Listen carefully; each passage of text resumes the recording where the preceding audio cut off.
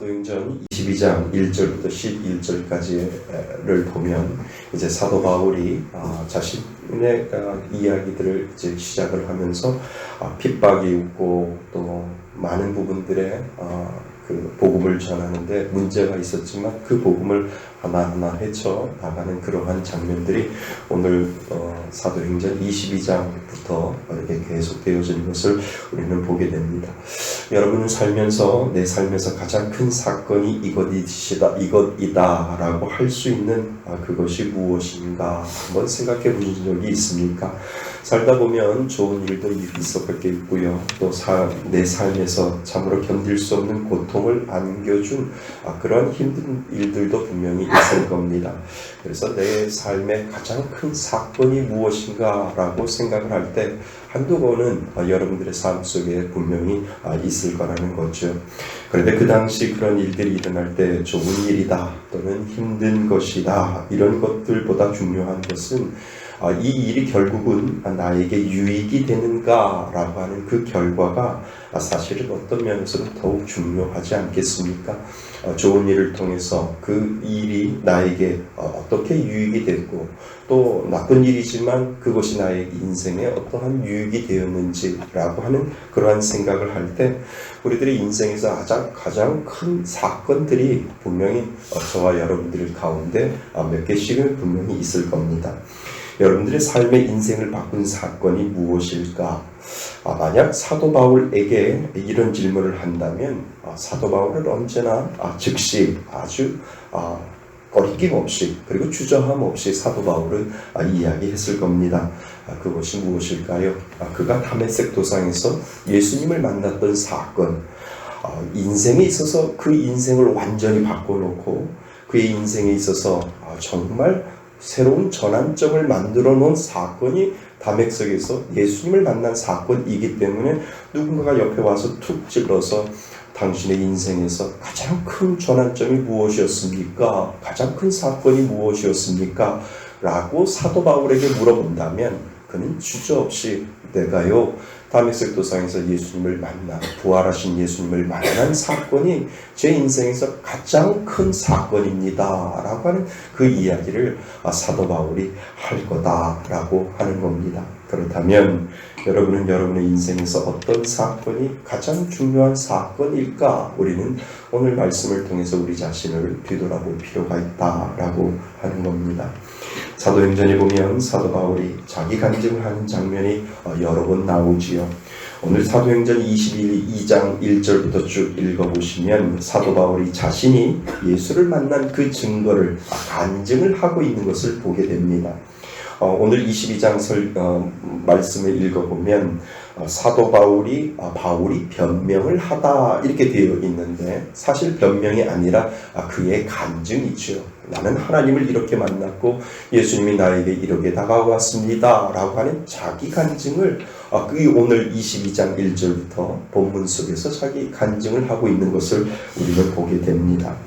사도 바울은 유대교 율법에 아주 열정적인 사람이었습니다. 그래서 나이가 연소한데도 자기보다 나이가 훨씬 많이 든 그런 사람들보다 더 강렬한 열정을 가지고 있었던 것 같습니다. 그리고 가말리엘 문화에서 율법을 배운 한마디로 아주 전문 랍비였다라고 하는 것을 자기 스스로 소개하고 있는 것을 우리는 보게 되죠. 그가 회심하기 전에 이 바울에게는요 예수라는 자를 따르는 것 이것은 그에게 이단이었습니다. 아주 그에게는 율법에 정통했고 랍비였기 때문에 그가 예수라고 하는 이 청년을 따라다니고 예수를 믿는 사람들을 볼 때 그의 마음에서는 그들이 이단이었을 것이라는 것을 우리는 알게 되죠. 그래서 바울은 이 사람의 마음속에 저들은 하나님의 영광을 가리는 자다라고 생각을 했었고 그래서 예수를 따르는 사람을 바울이 아주 강하게 공격하는 것 그리고 그들을 핍박하고 그들을 잡아 가두는 것 그것이 바로 하나님께 영광 돌리는 일이다라고 생각을 분명히 했었을 것이다 라고 하는 겁니다.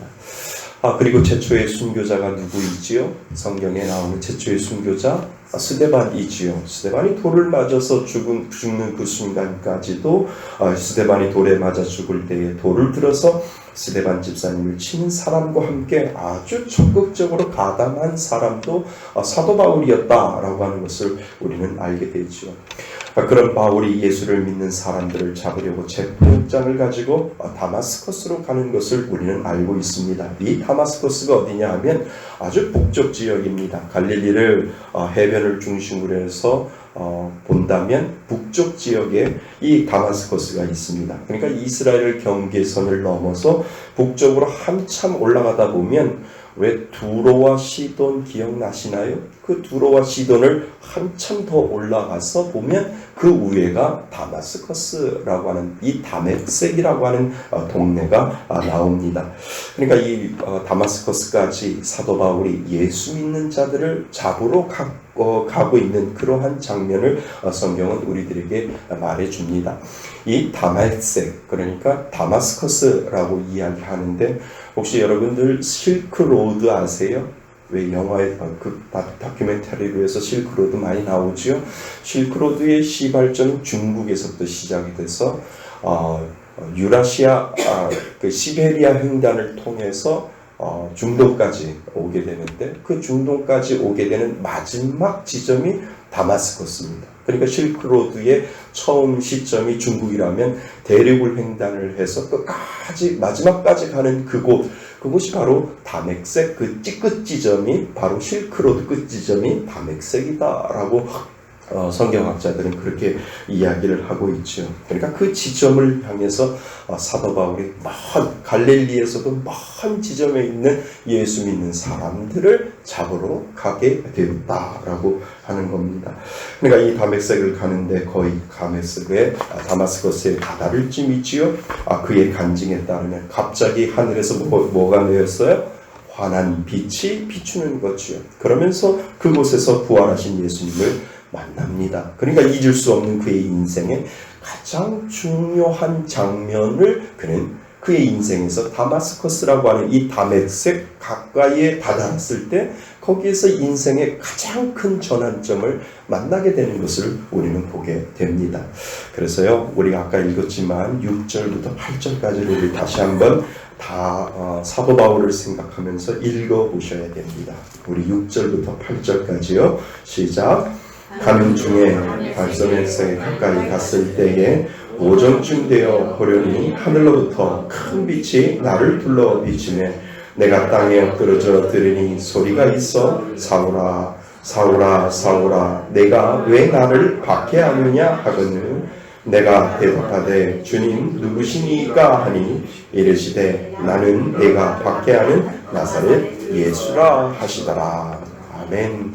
이렇게 바울은 이 다메섹에서 그의 인생에 절대 잊어버리지 못하는 어떤 순간을 맞이하게 되는 장면을 우리는 보게 되는 겁니다. 그러니까 이 사건을 정점으로 해서 바울이 완전히 사람이 바뀐 겁니다.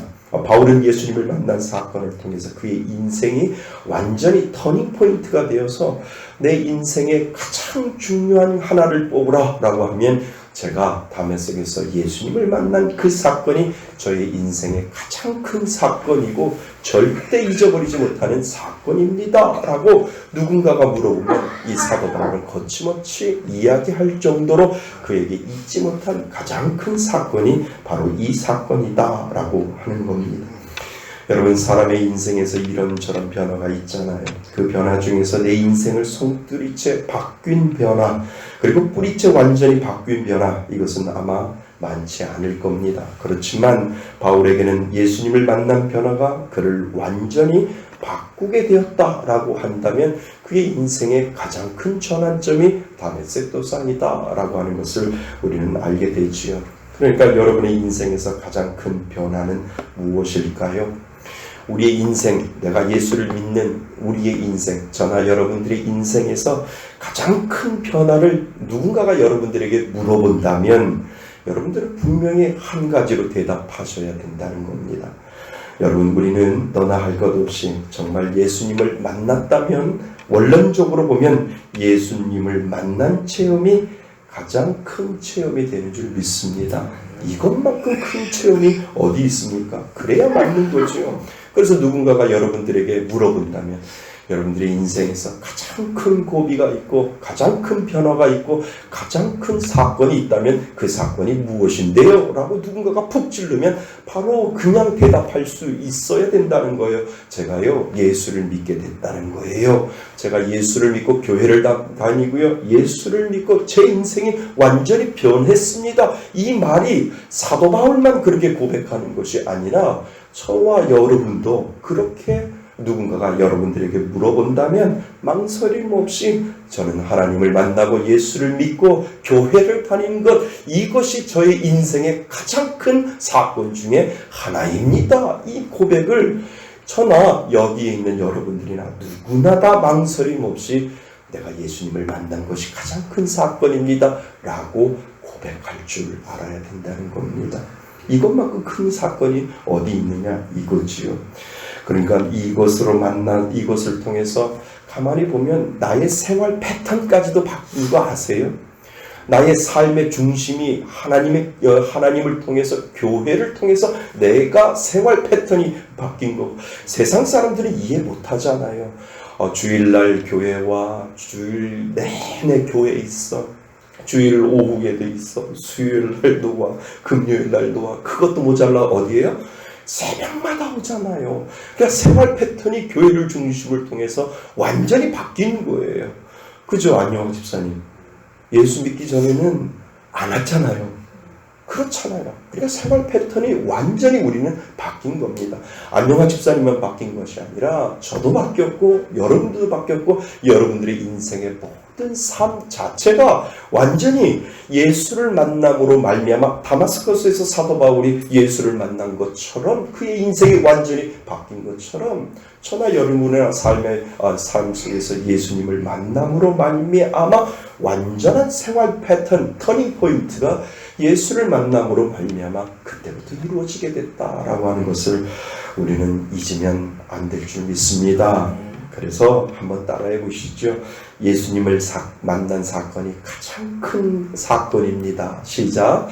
예수님을 만난 사건이 가장 큰 사건입니다. 아멘. 예, 인생을 살아갈 때 가장 큰 사건이 뭐예요? 우리 남편 돌아가신 거예요? 아니에요. 그죠? 우리 어머니 돌아가신 거예요? 아니에요. 우리 누구를 아니에요.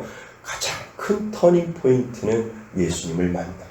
예수님이 내 안에 믿어지고요. 그 예수님이 내 안에 살아계심이 깨닫질러주는 그 순간 나의 인생은 완전히 바뀌었습니다. 이 믿음의 고백을 우리는 할 줄 알아야 된다는 겁니다. 그리고 그 고백을 할 것이 그리고 나서 한 걸음 더 들어가서 우리가 고백해야 할 게 무엇일까요? 그래서 그분 때문에 나는 뭐하다고요? 행복하다라고 하는 이 고백을 해야 한다는 겁니다. 그분을 만났기에 나는 행복합니다 라고 하는 이 고백이 내 안에 있어지는 거죠. 왜요?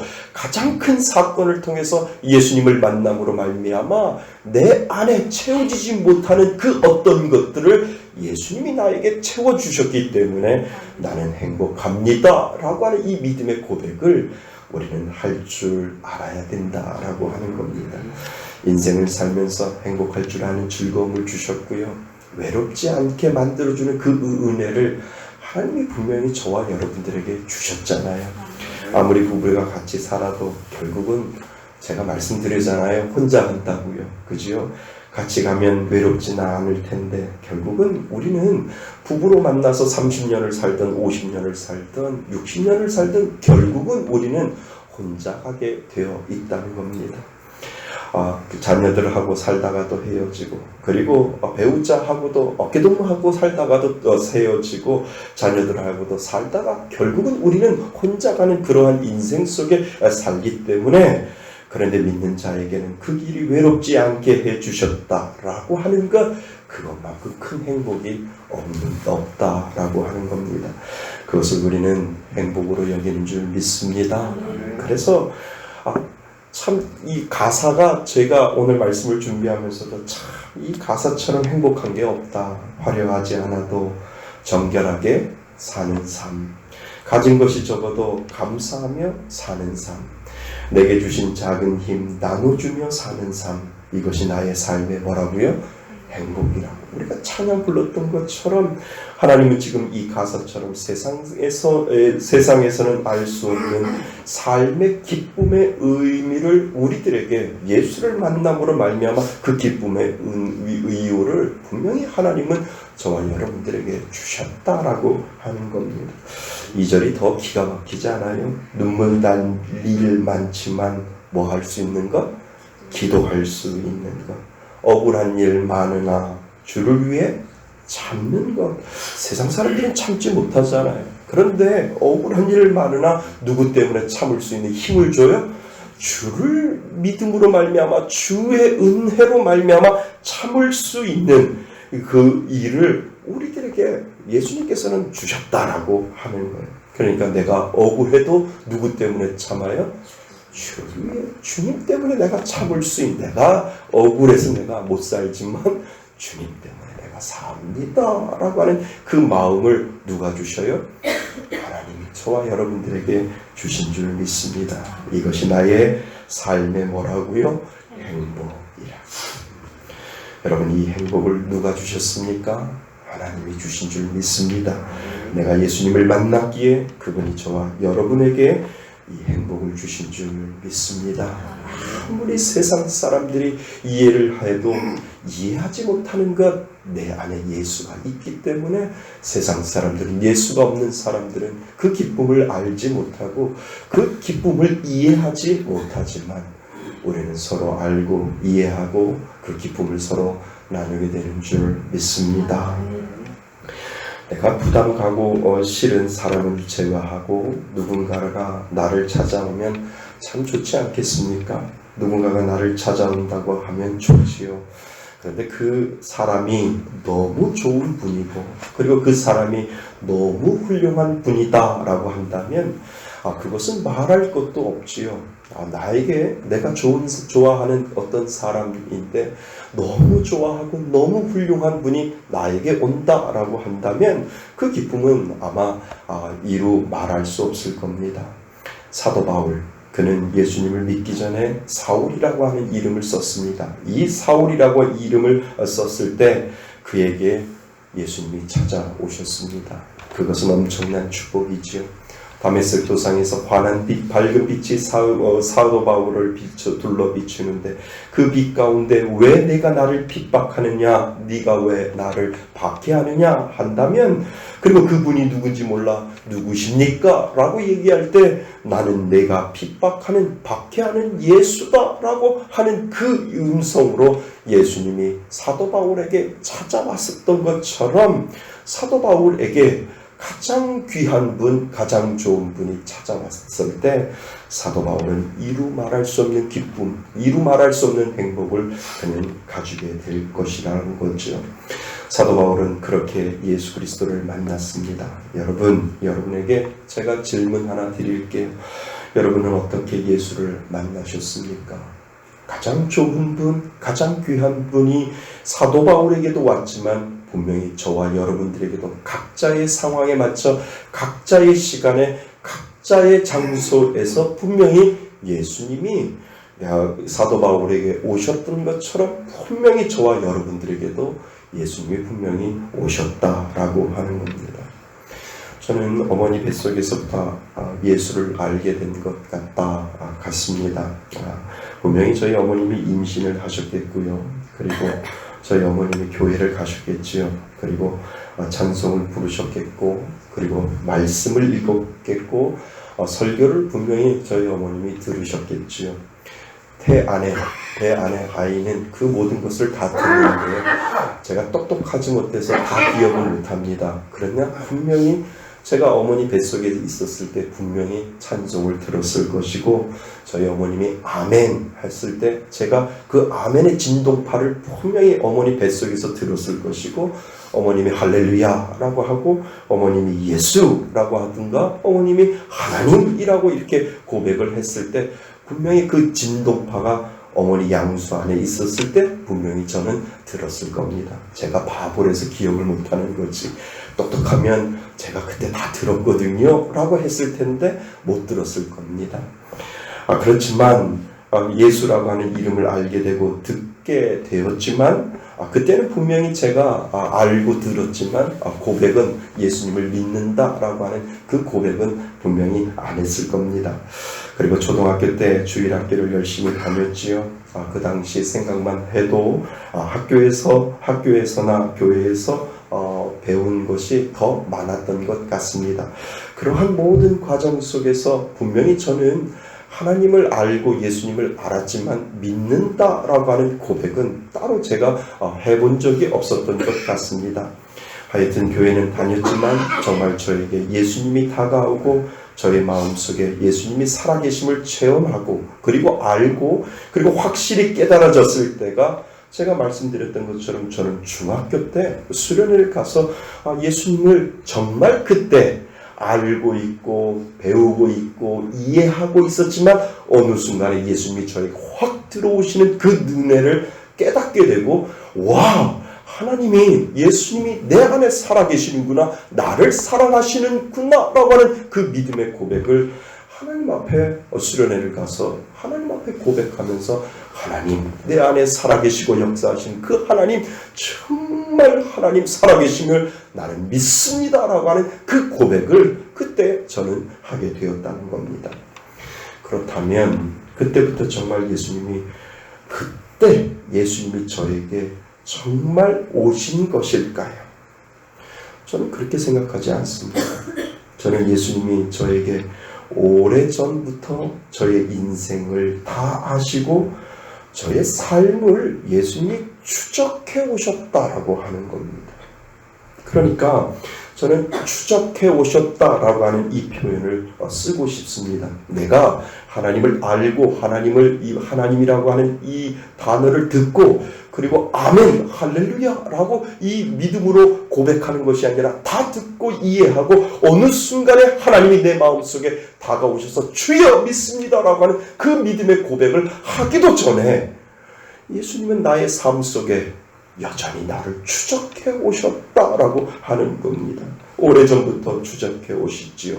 그리고 지켜보시고 그리고 드디어 예수님이 믿어지는 은혜를 그 어느 순간 중학교 때 수련회 가는 그 순간에 추적해 오시다가 그 안에 쑥 들어오셔서 예수님께서 나는 너를 사랑해 라고 하는 그 깨달음을 주시고 예수님이 내 안에 살아계심을 느끼고 체험하고 알게 하는 어떤 시점을 예수님께서는 나에게 주셨다라고 하는 겁니다. 그러니까 여러분, 예수님은 저와 여러분을 처음부터 알고 계신 줄 믿습니다. 그리고 그때를 기다리셨다가 어느 가장 최고의 순간에 하나님을 깨닫게 하시고 느끼게 하셨다라고 하는 것, 그것이 바로 저와 여러분을 부르신 가장 큰 은혜인 줄 믿습니다. 그러니까 바울은 어떠했을까? 예수님이 갑자기 어느 날 다메섹 도상에서 그 예수님이 사도 바울이 생각이 나서 그 다메섹 도상에서 예수님이 그를 만난 것이 아니라 예수님은 사도 바울의 인생을 추적해 오셨다는 거예요. 그의 인생을 걸어가는 그 모든 길을 예수님께서는 그를 따라서 추적해 오셨다라고 하는 거죠. 스데반 집사님을 돌로 쳐 죽이는 그 장소에까지 이 사도 바울이 가는 그 행동과 그 가는 그 말과 그 가는 모든 일정 가운데 사도 바울이 예수님이 그 사도 바울을 추적해 오셨다라고 하는 거죠. 그리고 나서 어느 순간에 다메섹 도상에서 내가 너를 지금까지 따라왔지만 이제 나는 깨달아야 된다. 이제 너는 하나님을 알아야 되고 예수 그리스도가 부활하신 그 예수님을 너는 알아야 된다라고 생각해서 그 추적 끝에 다메섹 도상에서 예수님을 만나게 하는 놀라운 역사를 보여주셨다라고 하는 겁니다.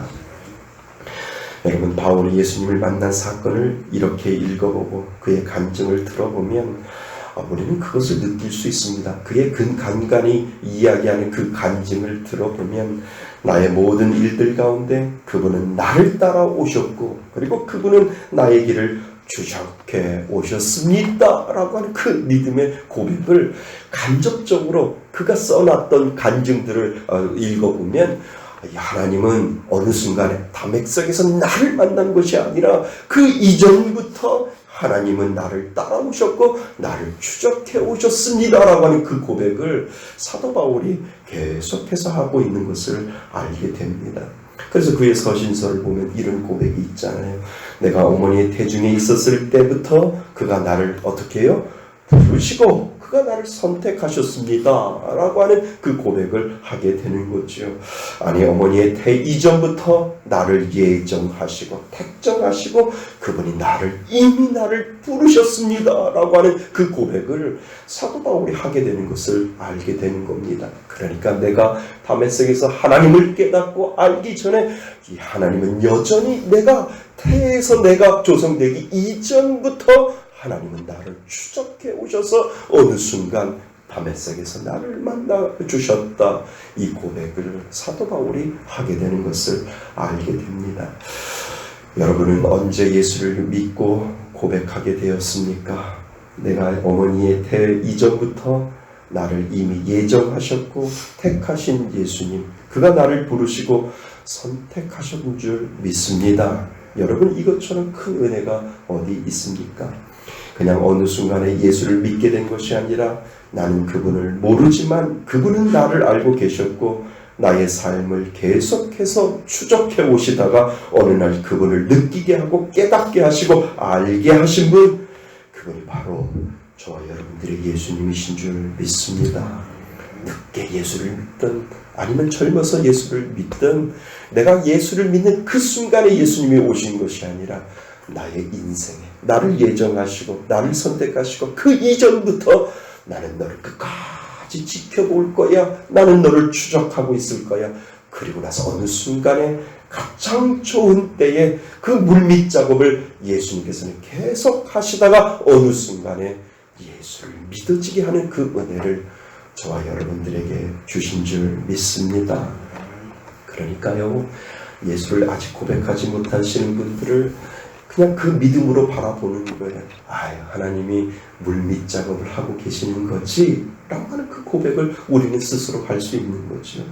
그러니까 김민수 성도님이 주일날 이렇게 쑥 이렇게 우리 교회 들어올 때 맞다? 저는 그 생각을 하는 거예요. 지금 예수 믿지 않아도 또 한 번의 물밑 작업을 지금 하고 계시는구나 라고 하는 그 믿음의 고백이 제 마음속에 있는 거예요. 아무리 예수를 믿지 않아도 어느 순간에 계속해서 예수님은 그 김민수 성도님을 추적해 가시고 민물 작업을 하시다가 어느 순간에 빵 터지는 그 순간이 죽기 전에 올 줄 믿습니다.